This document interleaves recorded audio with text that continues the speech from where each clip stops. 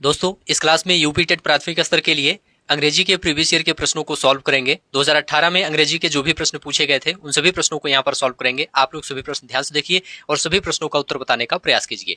चलिए शुरू करते हैं। पहला प्रश्न है दोस्तों, which of the following words is plural? इनमें से कौन सा शब्द बहुवचन है?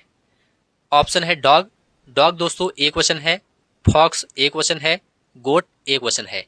माइस यहाँ पर बहुवचन है। देखिए दोस्तों, माउस मतलब चूहा, यह एक वचन है और इसका बहुवचन माइस होता है, तो यहाँ पर माइस आपका राइट आंसर हो जाएगा। Which of the following words is regarded as singular? इनमें से किसे एक वचन माना जाता है?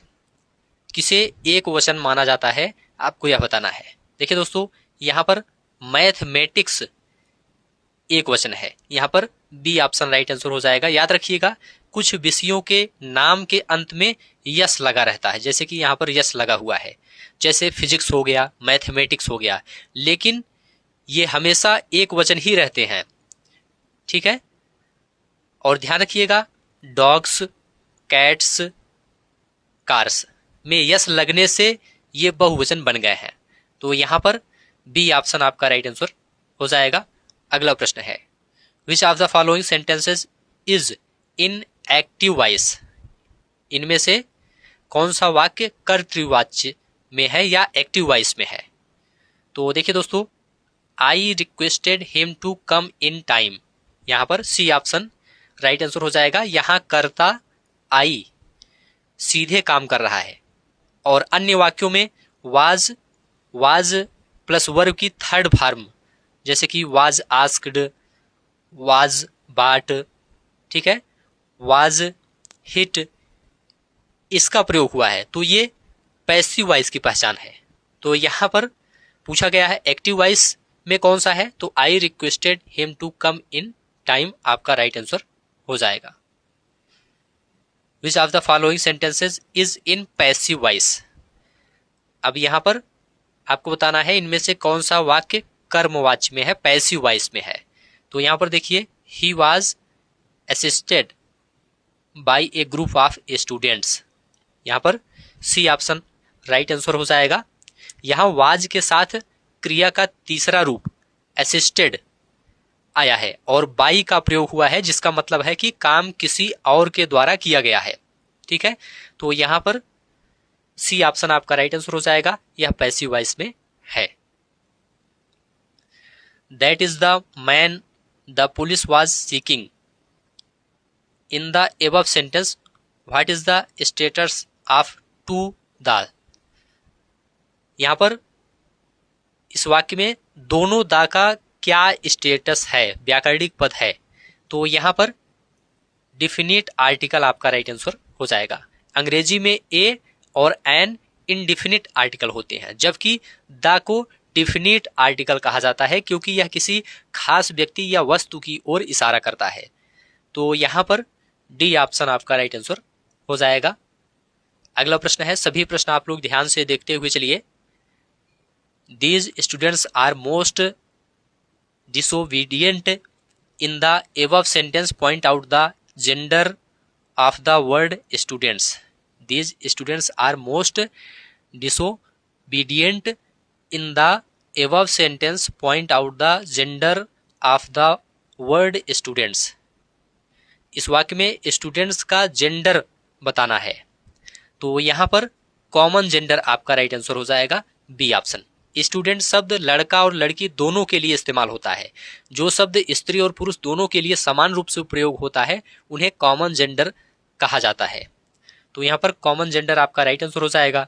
अगला प्रश्न है, in the sentence he was going along the road, point out the tense. कौन सा काल है इसमें आपको बताना है, कौन सा टेंस है इसमें आपको यह बताना है। तो देखिए दोस्तों, यहाँ पर पास्ट कंटिन्यूअस है, यहाँ पर सी ऑप्शन राइट आंसर हो जाएगा। ध्यान रखिएगा, जहां भी वाज या वेयर के बाद वर्ब के साथ आईएनजी लगा हो, जैसे कि यहाँ पर वाज गोइंग लिखा गया है, ध्यान रखिएगा, जहां भी वाज या वेयर प्लस वर्ब के साथ आईएनजी लगा हो वह पास्ट कंटिन्यूअस होता है। इसका मतलब है काम भूतकाल में जारी था। तो सी ऑप्शन राइट आंसर हो जाएगा। Language learning starts from, language learning starts from, भाषा सीखना कहाँ से शुरू होता है? तो लिसनिंग से शुरू होता है। यहाँ पर C option listening right answer हो जाएगा। भाषा कौशल का सही क्रम क्या है? लिसनिंग पहले है, फिर स्पीकिंग, फिर रीडिंग, फिर राइटिंग। बच्चा सबसे पहले सुनना शुरू करता है, फिर बोलना। सी ऑप्शन राइट आंसर हो जाएगा। What is the main purpose of poetry recitation in a language classroom? यहां पर कविता पाठ का मुख्य उद्देश्य क्या है पूछा गया है। यहां पर कविता पाठ का मुख्य उद्देश्य क्या है? तो देखिए दोस्तों, to enjoy and appreciate the poem, यहां पर बी ऑप्शन राइट आंसर हो जाएगा। To enjoy and appreciate the poem, प्राथमिक स्तर पर कविता इसलिए पढ़ाई जाती है ताकि बच्चे उसका आनंद ले सकें और उसकी सुंदरता को महसूस कर सकें। तो बी ऑप्शन राइट आंसर हो जाएगा। Fill in the blanks with the correct article. Yesterday I saw European riding on elephant. यहां पर खाली स्थान में क्या भरा जाएगा आपको यह बताना है।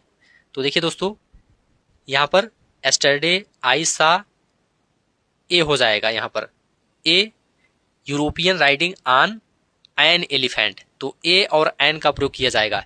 यूरोपियन का उच्चारण किससे है? या से है।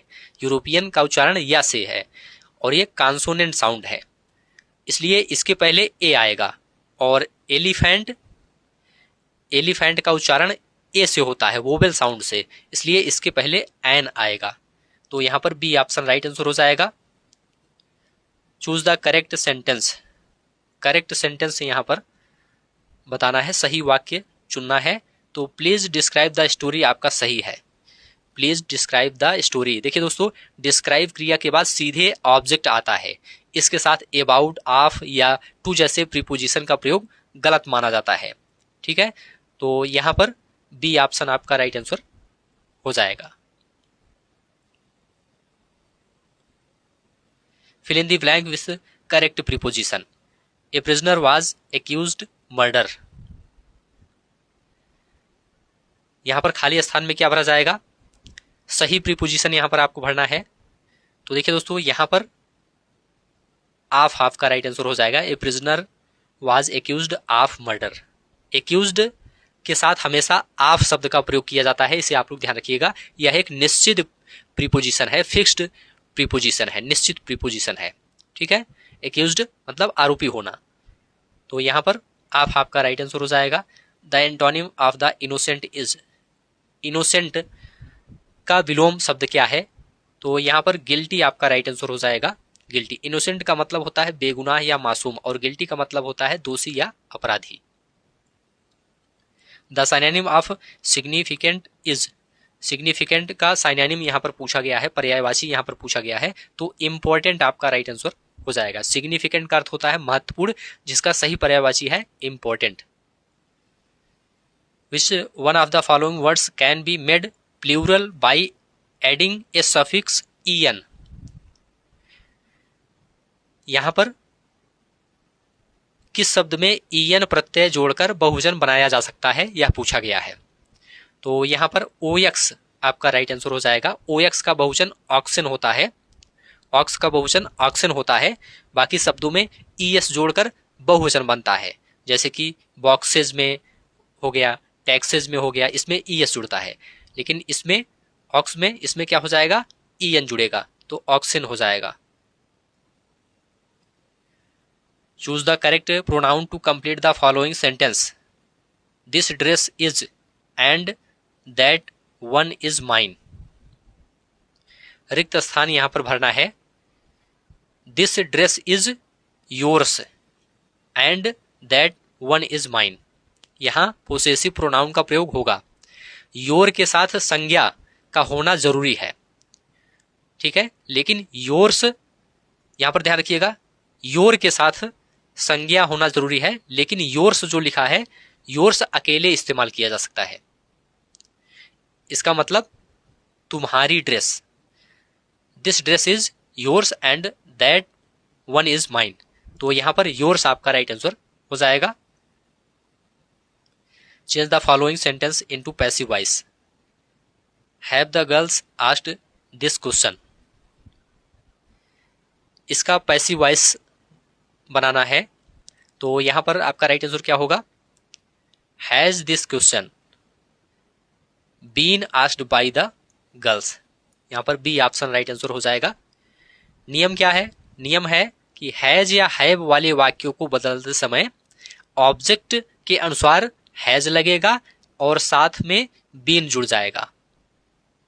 ऑब्जेक्ट दिस क्वेश्चन के अनुसार हैज लगेगा और साथ में बीन जुड़ जाएगा। चूंकि क्वेश्चन एक वचन है इसलिए हैज का प्रयोग यहां पर हुआ है। तो has this question been asked by the girls, B option आपका राइट आंसर हो जाएगा। पैसेज यहां पर दिया गया है, yesterday two brave children of Gangapur were awarded brave hearts award. They have exhibited a great spirit of selflessness and courage. Harsh, a 12-year-old boy, saved a little girl from drowning in the river that flows along his village. Garima has been awarded for her presence of mind.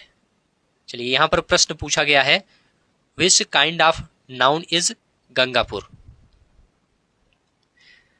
यहां पर passage के अनुसार गंगापुर किस प्रकार की संज्ञा है? तो देखिए दोस्तों, यह प्रॉपर नाउन है। क्या है? प्रॉपर नाउन है। किसी विशेष स्थान, व्यक्ति या शहर के नाम को प्रॉपर नाउन या व्यक्तिवाचक संज्ञा कहते हैं। यहां गंगापुर एक खास गांव का नाम है, तो यहां पर प्रॉपर नाउन आपका राइट आंसर हो जाएगा। Which part of speech is the word brave? Which part of speech is the word brave? Brave शब्द व्याकरण की दृष्टि से क्या है? तो यह दोस्तों एडजेक्टिव है। ब्रेव क्या है? एडजेक्टिव है। ब्रेव का मतलब बहादुर होता है। यह शब्द बच्चों की विशेषता बता रहा है। संज्ञा सर्वनाम की विशेषता बताने वाले शब्दों को क्या कहते हैं? एडजेक्टिव कहते हैं, विशेषण कहते हैं। Which of the following words is a material noun? इनमें से कौन सा शब्द पदार्थवाचक संज्ञा है? तो यहां पर गोल्ड आपका राइट आंसर हो जाएगा, बी ऑप्शन गोल्ड। जिस संज्ञा से किसी धातु या द्रव्य या पदार्थ का बोध हो जिससे अन्य चीजें बन सके उसे मटेरियल नाउन कहते हैं, जैसे कि सोना। विच of the following words is an abstract noun? इनमें से कौन सा भाववाचक संज्ञा है? तो देखिए दोस्तों, यहां पर कनेक्शन भाववाचक संज्ञा है। जिस शब्द से किसी भाव, गुण या अवस्था का बोध हो जिसे हम छू नहीं सकते, सिर्फ महसूस कर सकते हैं, वह एब्स्ट्रैक्ट नाउन है। कनेक्शन का मतलब जुड़ाव होता है। जुड़ाव को छुआ नहीं जा सकता है, कनेक्शन को छुआ नहीं जा सकता, तो यहां पर कनेक्शन आपका राइट आंसर हो जाएगा।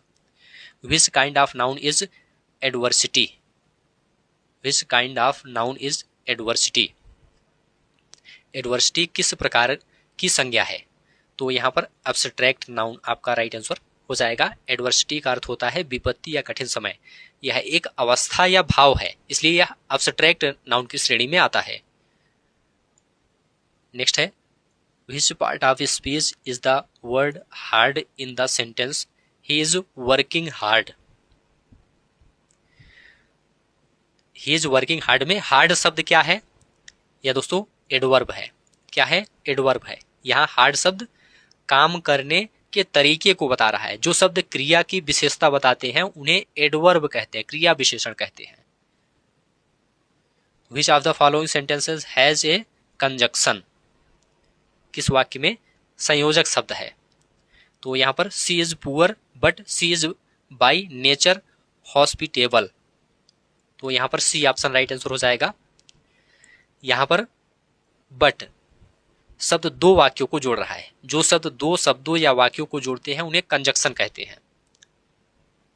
तो यहां पर सी ऑप्शन राइट आंसर हो जाएगा। Point out the sentence which is in present perfect tense. वर्तमान पूर्ण काल का वाक्य पहचाने। तो यहां पर I have finished my work आपका राइट आंसर हो जाएगा। प्रेजेंट परफेक्ट टेंस की पहचान है हैज या हैव प्लस वर्ब की थर्ड फॉर्म। यहाँ हैव फिनिश्ड इसी नियम का पालन कर रहा है। ठीक है, तो यहाँ पर डी ऑप्शन आपका राइट आंसर हो जाएगा। सभी प्रश्न ध्यान से देखते हुए चलिए। विच of the following is a misspelled word, misspelled word. तो यहाँ पर आप लोग ध्यान से देखिए, डेरोगेटरी लिखा है, यहाँ पर टी के बाद ए लिखा है, यह गलत है, यहाँ पर टी के बाद ओ होना चाहिए था। ठीक है, तो यहाँ पर सी ऑप्शन आपका राइट आंसर हो जाएगा। Which of the following sentences has a transitive verb, transitive verb किस वाक्य में सकर्मक क्रिया है?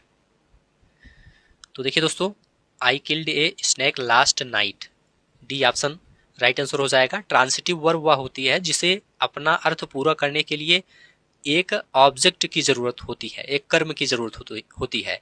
यहाँ किल्ड के साथ स्नेक कर्म के रूप में मौजूद है, सांप कर्म के रूप में मौजूद है, तो डी ऑप्शन राइट आंसर हो जाएगा।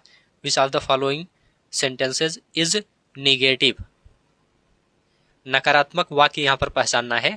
तो देखिए दोस्तों, he does not listen to me, यहाँ पर नॉट है, तो यहाँ पर सी ऑप्शन राइट आंसर हो जाएगा। जिस वाक्य में नॉट या नो का प्रयोग करके किसी बात को नकारा जाए वह निगेटिव सेंटेंस होता है। ये सभी प्रश्न दोस्तों 2018 में यूपी टेट एग्जाम में पूछे गए हैं। Which of the following sentence is exclamatory, विस्मयादि बोधक वाक्य यहाँ पर पहचानना है।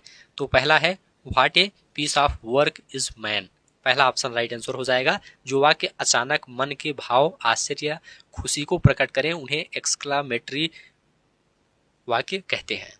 ठीक है, तो यहां पर पहला ऑप्शन राइट आंसर हो जाएगा। नेक्स्ट है point out the complex sentence, मिश्रित वाक्य यहां पर पहचानना है, कॉम्प्लेक्स सेंटेंस यहां पर पहचानना है। तो यहां पर आप लोग ध्यान से देखिए, one who does not live once country is a raced person, यहां पर डी ऑप्शन राइट आंसर हो जाएगा।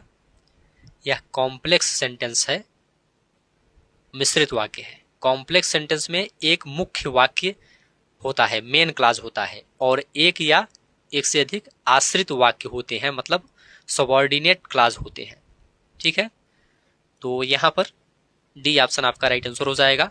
तो ठीक है दोस्तों, आज की इस क्लास को यहीं पर समाप्त करते हैं। आप लोग जल्दी से कमेंट करके बताइए 30 प्रश्नों में आपका कितना स्कोर सही हुआ है। उम्मीद है यह क्लास आपको अच्छा लगा है। अच्छा लगा है तो चैनल को सब्सक्राइब कीजिए, दोस्तों में शेयर कीजिए और कमेंट में लिखकर जरूर बताइए। इस क्लास को देखने के लिए आप सभी का बहुत बहुत धन्यवाद।